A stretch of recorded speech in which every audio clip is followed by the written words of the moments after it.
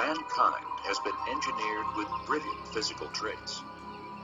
For example, the human eye moves about 100,000 times each day with automatic focusing and can handle 1.5 million simultaneous messages. The eye is also self-cleaning with built-in wipers and cleaning fluid, and the eye even has the amazing ability to assemble and heal itself.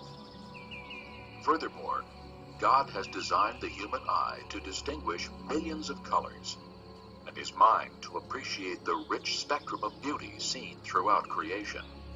Most people don't realize this, but the eye is part of the brain. It's an extension of bud in the embryo that buds off the brain. There's a little window that develops in the skin called the cornea of the eye. Isn't that great? The eyeball is located precisely where a clear window develops in the skin, so we may look through. It's sensitive to light over a range of about 10 billion to 1. That is from the brightest thing we can see, maybe a sun-drenched snowscape, down to as little as a single photon of light. That's our smallest unit of light. And of course, everywhere you look, the focus is automatic. And the two eyes look at the same spot wherever we look. It's like somebody with a pair of 6 guns that can fire the guns, and everywhere they shoot, the 2 bullets make 1 hole. Instantly, everywhere. And that's what our eyes are doing. Everywhere we look, they converge at the same point. If they were off by just a degree or so, you'd see double. Everywhere I look, I see overwhelming evidence of the handiwork of God. And surely, when man denies that, he's without excuse, just as Romans chapter 1, verse 20 tells us. Even more mind-boggling, the Lord has designed all man's senses to be intimately integrated. When we see food, our stomachs may growl and our mouths salivate.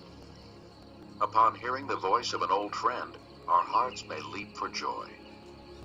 And one smell of Grandma's cooking can invoke memories from years past. However, the wonder of our physical sophistication pales in comparison to our spiritual nature. Man is self-conscious and able to contemplate himself. Man was created a rational being, endowed with the faculty of reason and the ability to learn. Man was given the capacity to retain past experiences, and his memory makes it possible for him to reflect on the goodness of God. According to the Genesis record, man was made in the image of God.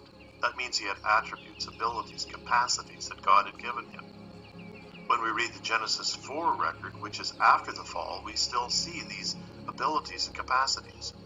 For example, man could build cities. He could make and play musical instruments. He understood metallurgy. He understood agriculture. He could write poetry and literature. As well, man was created with a spiritual component. Man had a free will to choose, had a conscience. So we see God created man unique from the rest of the creation. They're a special creation.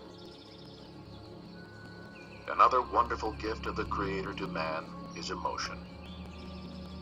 It gives him color and richness, feeling, and the capacity for joy and laughter. Only man of all creatures on earth can appreciate an inspiring symphony or rejoice in the beauty of a sunset.